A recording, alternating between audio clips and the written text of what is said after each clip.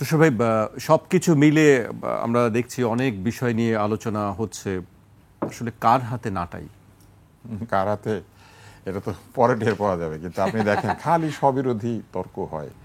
আমার ভালো লাগে না। বিএনপির সাথে এনসিপি বার্গেন করার চেষ্টা করছে, কিন্তু যে পদ্ধতি আমি শুনলাম এই মাত্র, সেই পদ্ধতিতে বার্গেন করার আসলে কোনো স্কোপ নাই। প্রথম বিষয় হচ্ছে, এত বড় একটা দল হঠাৎ করে কিছু আসনে প্রার্থী দেয় নাই। জনগণ কি উল্লুক যে জনগণ বুঝে না বিএনপি কেন প্রার্থী দেয় নাই? আর জনগণ এটা দেখলে পরে গিয়ে এনসিপিকে ভোটগুলো দিয়ে দিবে? জনগণ একটা এবল পারসনকে দিবে।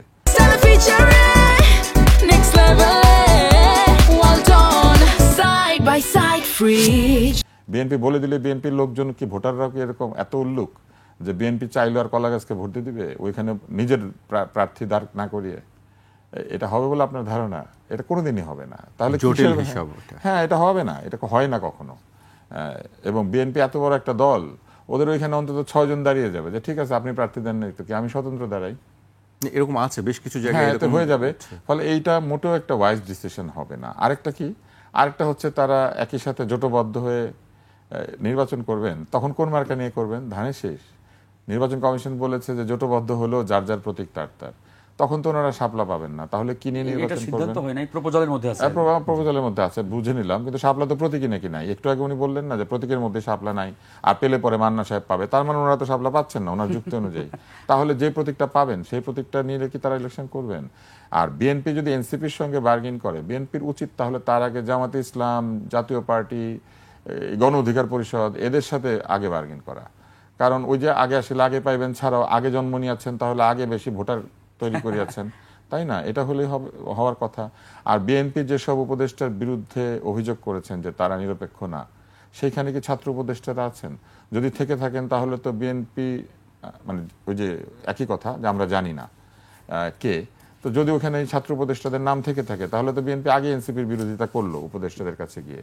এইবার দেখেন উনি আরেকটা মজার কথা বলেছিলেন যে কেউ কেউ বললে হবে না, নাম বলতে হবে।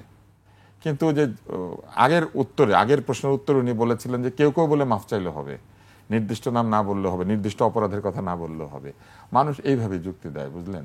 প্রথম যুক্তিটা হচ্ছে যে কি অপরাধ করেছি এইটা উল্লেখ করতে হবে না, কার কাছে মাফ চাইছি সেটাও বলতে হবে না। কেউ কেউ যদি মনে করেন কারোর সাথে অপরাধ হয়ে থাকলে ওইরকম পরের বক্তব্যে কিন্তু সেটাই হয়েছে। কে কোন উপদেষ্টার বিরুদ্ধে অভিযোগ? আপনি একটা পদ্ধতির কথা বলছেন না, আমি ওইখানে তর্কটা ওইটা নিয়ে হচ্ছে, কোন পক্ষ নিয়ে না, আমি এখানে সিদ্ধান্ত দেব না, কোন পক্ষের জন্য না। মানুষ যখন বক্তব্যে যায় তখন একটা কেউ কেউকে মানে যে ঠিক আছে ওইটা কেউ কেউ বললে হবে, কিন্তু আবার এনসিপির নাম বলে নাই, উনি কিন্তু আবার এনসিপির নামটা বলেছেন। কারণ there is a competition between NCP, Gono Odhikar পরিষদ এন্ড আদার্স। সুতরাং যে আমার কম্পিটিটর, আমি তো চাইবো তার ভুলের কথা, তার নামটা বলা হোক। এইবার আসেন এনসিপির সমস্যাটা কোথায়? এনসিপির মোটেও বার্গেন করা উচিত না। এনসিপি যদি আজকে বার্গেন করে জোটবদ্ধভাবে নির্বাচন করার চেষ্টা করে তাহলে তারা নিজেরাই এই জুলাই আন্দোলনকে ডিনাউন্স করছে। কারণ তারা বলেছে জুলাই আন্দোলনের সবচেয়ে ফোরফ্রন্টে তারা ছিল, তারাই এই জুলাই আন্দোলনের সবচেয়ে বড় অংশীদার। তাদের সম্পর্কে বলা হয়েছে তারাই হচ্ছে নিয়োগকর্তাদের একটা বিরাট অংশ, তাই না? তরুণরাই নিয়োগ করেছে, তারা তরুণদের দল। তাহলে তারা যে দলগুলি সমালোচনা করেছে, যারা 54 বছর ধরে কি করেছে, সেটা নাকি একজন উপদেষ্টা প্রশ্ন করেছিলেন যে 54 বছর আপনারা কি করেছেন? তো যারা 54 বছর কিছুই করতে পারে নাই, যারা বৃদ্ধদের দল, যাদের ভুলের কারণে আজকে এই সংবিধান, এই রাষ্ট্র সব বিতর্কিত, তাদের সঙ্গে তারা গিয়ে জোটবদ্ধ হবে কিসের জন্য? ক্ষমতার জন্য। তার মানে দিন শেষে ক্ষমতাই আসল কথা, ক্ষমতার ভাগবাটোয়ারাটাই আসল কথা। তার মানে এই যে এত নীতি কথা, এত রাষ্ট্র বদল, এত কিছু বদল, এই বদল টদল কিচ্ছু না। আসলে হচ্ছে কোনো না কোনোভাবে সংসদে যেতে হবে এবং সেখানে একটা আসন পেলে, সংসদ সদস্যদের সুবিধাদি পেলে তাহলেই হয়ে গেল মেরামত। They are actually compromising their own idealism, their own ideals, their own statement, they are refuting their own arguments. তারা নিজের যুক্তিকে নিজেরাই ব্যর্থ করে দিচ্ছে। আমি মনে করি এনসিপির এটা কখনোই করা উচিত না। এনসিপি যদি নির্বাচনে পরাস্ত হয় তাদের একক নির্বাচন করা উচিত, 300 আসনে প্রার্থী দেওয়া উচিত, সারা দেশে দলকে সংগঠিত করা উচিত। কারণ তারা নিশ্চয়ই আগামী নির্বাচনের বিজয়ের জন্য এই দলটা তৈরি করেন নাই, তারা এই দলটা তৈরি করেছেন দীর্ঘমেয়াদে বাংলাদেশকে একটা সংস্কার এবং নিজেদের আদর্শের প্রতি অবিচল থাকা, এবং দীর্ঘমেয়াদে তাদের যে আদর্শ, সেই আদর্শে, সেই চেতনায়, সেই স্পিরিটে বাংলাদেশকে গড়ে তোলার জন্য, তাহলে এই বাংলাদেশকে গড়ে তোলার জন্য শুধু সংসদে গেলেই হবে, মানে হয়ে গেল সব? ওনারা যদি বার্গেন করেনও, তাহলে তো ওনারা স্বীকার করেই নিচ্ছেন যে ওনারা রাষ্ট্র পরিচালনা করতে চান না, সরকার পরিচালনা করতে চান না, বৃহৎ একটা দলের লেজ হয়ে তারা সংসদে যেতে চান। কেন তারা লেজ হবেন যেখানে তারা মাথা? কেন তারা এমপ্লয়ি হয়ে যাবেন যেখানে তারা এমপ্লয়ার? যারা ডক্টর মোহাম্মদ ইউনূসকে নিয়োগ দিতে পারে, তারা তাহলে আগামী সংসদের প্রধানমন্ত্রীকে একইভাবে নিয়োগ দিক।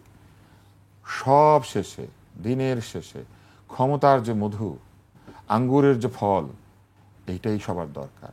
না পেলে টক, পেলে মিষ্টি। যে প্রেম কখনো মধুর, কখনো বেদনা বিধুর। মানে ওই যে বড় প্রেম শুধু কাছেই টানে না, দূরেও ঠেলিয়া দেয়। ছোট প্রেম শুধু বড়দের কাছে ঠেলিয়া ঠেলিয়া যায়। ব্যাপারটা সেরকম হয়ে গেল না? এই বৃদ্ধদের কাছে তারা কেন গিয়ে তাদের আসন ভাগ-বাটোয়ারা করবেন, যারা কিনা মানে একটা সংবিধান নাকি ঠিক মতো লিখতে পারেন নাই ৭২ সালে?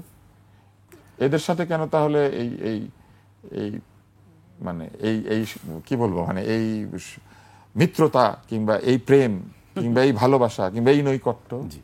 আর এই সরকার তো আমি দেখলাম যে প্রহারের সময় কাউকে বিচার বিবেচনা করে না। তারা গণ অধিকার পরিষদকেও মেরেছে, তারা জুলাই সনদের দিন এনসিপিকেও সমর্থকদের ধরে বেশ একটু প্রহার করেছে।